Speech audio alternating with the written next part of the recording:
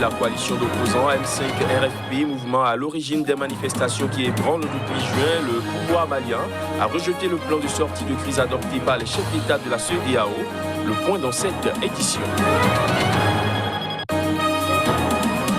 Le plan d'experts indépendants commis pour faire la lumière autour des accusations de mauvaise gestion à la tête de la Banque africaine de développement a blanchi le président de l'institution, Akeyomi Adesina.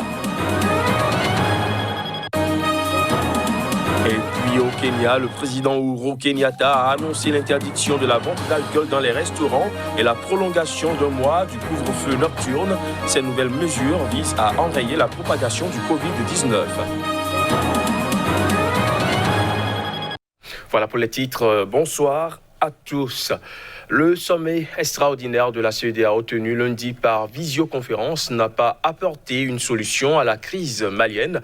La coalition d'opposants M5 RFP, mouvement à l'origine des manifestations qui ébranlent depuis juin, le pouvoir malien a rejeté le plan de sortie de crise adopté par les chefs d'État de la CEDEAO.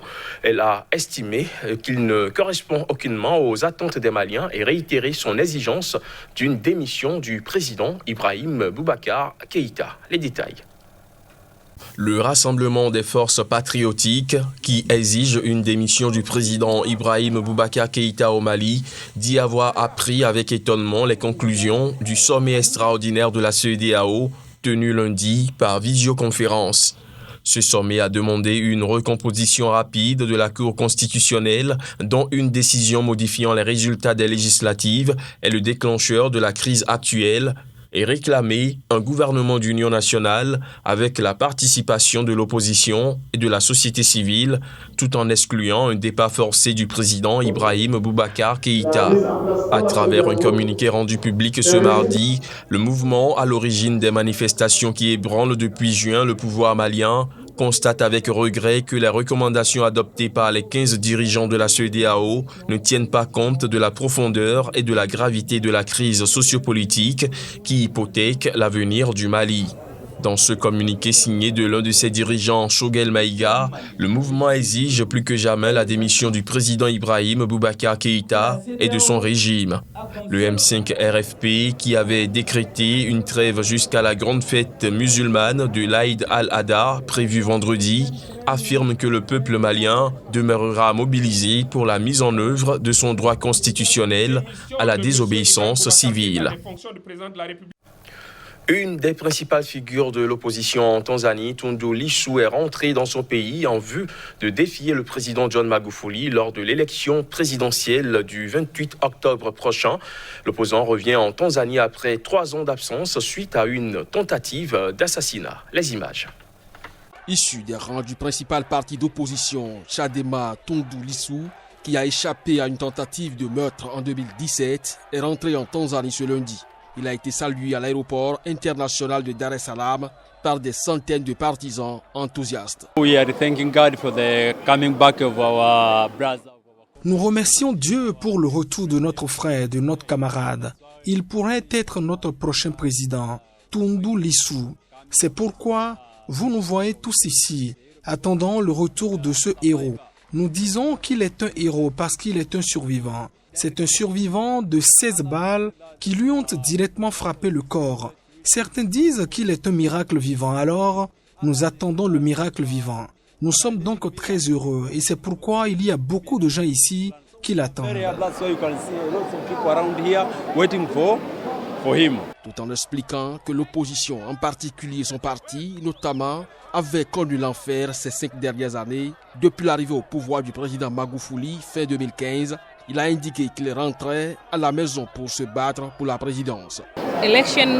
Lors des prochaines élections, on attend beaucoup de concurrence, car il est l'un des membres les plus forts de l'opposition. Je suis donc très heureuse qu'il soit ici et qu'il se présente à la présidentielle. La Tanzanie doit organiser des élections générales le 28 octobre prochain. Les États-Unis ont accusé le pouvoir en place de chercher à étouffer les normes démocratiques par une série d'arrestations dans les rangs de l'opposition. Au Zimbabwe, la police a lancé depuis lundi une chasse aux militants d'opposition et aux syndicalistes, ceci dans le cadre d'une répression qui semble s'intensifier à l'approche d'une manifestation annoncée contre la corruption.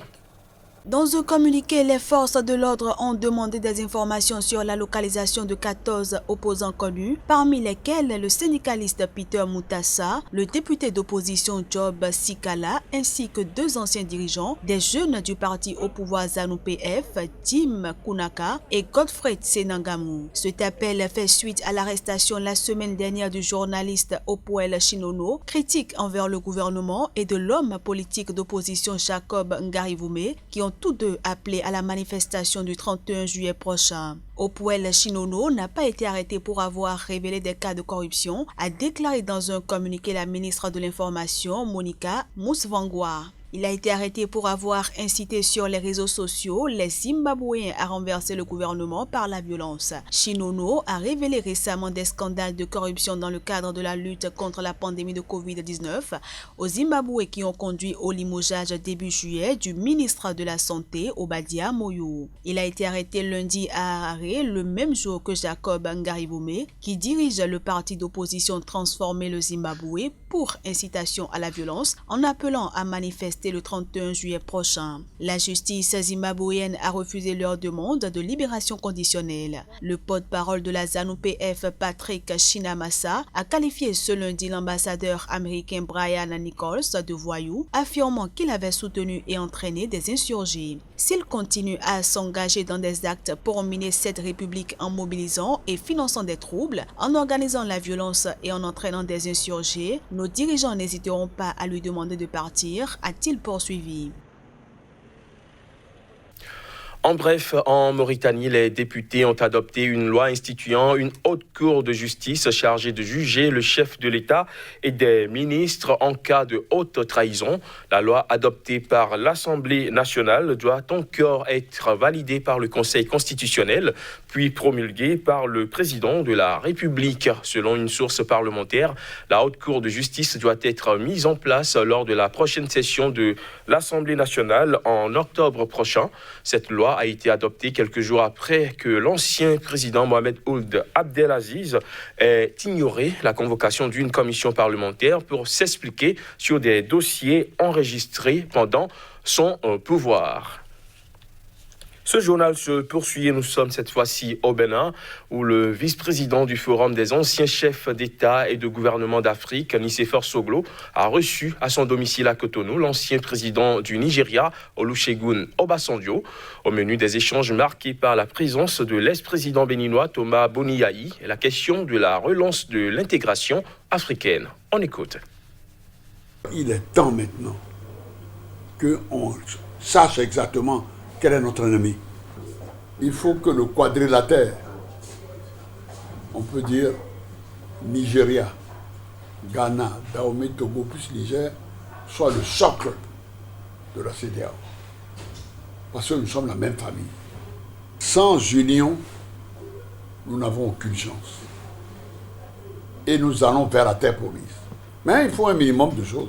On a une armée, on a une monnaie, on a également une marine, parce qu'il y a des gens qui viennent piller nos richesses. Alors là, ils tuent tout. Et avoir des armes. Si on a la bombe atomique, regardez le petit qui est joufflu de Corée du Nord. Mais il a dit à Trump, si je bombarde atomiquement n'importe quel... Tu te dis, mon cher ami, est-ce qu'on peut prendre le thé à Singapour? On ne le respecte pas. Toi, tu respectes. C'est ça que nous voulons. Et surtout transformer sur place nos richesses. Regardez ce qu'ils font depuis le temps, comment dire, en République démocratique de Congo. Pourquoi ils ont fait la guerre ici, la guerre par là? Ça permet de continuer parce que la République démocratique a la moitié du cobalt du monde. Et avec la moitié du cobalt, c'est ça qui rentre dans les tablettes qu'on voit et tout ça. Et les gens qui sont milliardaires, les plus riches du monde, ont intérêt à ce que, au fond, ces gens soient là-bas. Le panel d'experts indépendants dirigé par Mary Robinson a validé la disculpation totale d'Akinwumi Adesina, prononcée il y a quelques semaines par le comité d'éthique interne de la Banque africaine de développement. Le président de l'institution, désormais blanchi, était accusé de mauvaise gestion par des lanceurs d'alerte anonymes. Voici les détails.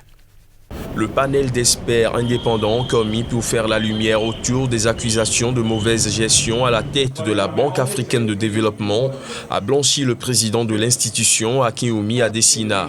Ce panel de 3 experts, dirigé par l'ancienne présidente irlandaise Mary Robinson, avait été chargé début juillet par le Conseil des gouverneurs de la BAD d'une revue indépendante sur le travail du comité d'éthique de l'institution basé à Abidjan. Ce comité d'éthique avait déjà disculpé Akinwumi Adesina de multiples et embarrassantes accusations portées par des lanceurs d'alerte anonymes. Le panel a considéré que les 16 accusations qui visaient le président de la BAD avaient été correctement examinées par le comité d'éthique au regard des règlements et procédures internes de la banque, considérant notamment que les lanceurs d'alerte n'avaient pas apporté de preuves. Les lanceurs d'alerte qui se présentaient comme des employés préoccupés de la Banque africaine de développement accusaient Akinwumi Adesina d'enrichissement personnel, de favoritisme dans de nombreuses nominations de hauts responsables, en particulier de compatriotes nigérians, d'avoir nommé ou promu des personnes soupçonnées ou reconnues coupables de fraude ou de corruption, ou encore de leur avoir accordé de confortables indemnités de départ sans les sanctionner. Akinwumi Adesina s'est vigoureusement défendu dès le début de ce feuilleton médiatico-financier qui dure depuis le mois d'avril, rejetant en bloc toutes les accusations et clamant son innocence. Au Kenya, le président Uhuru Kenyatta a annoncé l'interdiction de la vente d'alcool dans les restaurants et la prolongation d'un mois du couvre-feu nocturne dans son pays. Ces nouvelles mesures visent à enrayer la propagation devenue agressive du Covid-19 dans son pays. Reportage. Avec 18 000 cas de Covid-19 à ce jour, le nombre de contaminations a plus que doublé en 3 semaines au Kenya. Face à cette situation, le président Uhuru Kenyatta a dans un discours empreint de gravité vilipendé certains Kenyans pour leur comportement irresponsable. Il a également ordonné la reconduction du couvre-feu actuellement en place de 21h à 4h du matin pour un mois supplémentaire et l'interdiction de la vente de boissons alcoolisées pour la même période. Les restaurants devront fermer leurs portes à 19h et tous les bars resteront fermés jusqu'à nouvel ordre. The surge in infections. La recrudescence des infections s'est poursuivie au cours des 21 derniers jours et dans certaines régions en particulier dans notre capitale Nairobi. Elle s'est fortement accélérée. This has accelerated sharply. And our meeting's greatest concern. La plus grande préoccupation du moment est la recrudescence agressive des infections chez les jeunes Kenyans qui, à leur tour, infectent leurs aînés. Unfortunately, affecting their elders. Contact tracing of the recent. Le traçage des contacts de la récente vague d'infection indique que la socialisation sans mesure de protection, notamment dans des endroits servant de l'alcool, devient un facteur de risque élevé. Greatest risk factors in our country. Le président Uhuru Kenyatta a aussi demandé à ses concitoyens de ne pas se laisser bercer par un sentiment erroné de confort au regard du taux de mortalité pour l'instant faible du virus dans le pays qui se chiffre à 1,6 des cas. Fin de cette édition, merci de l'avoir suivi.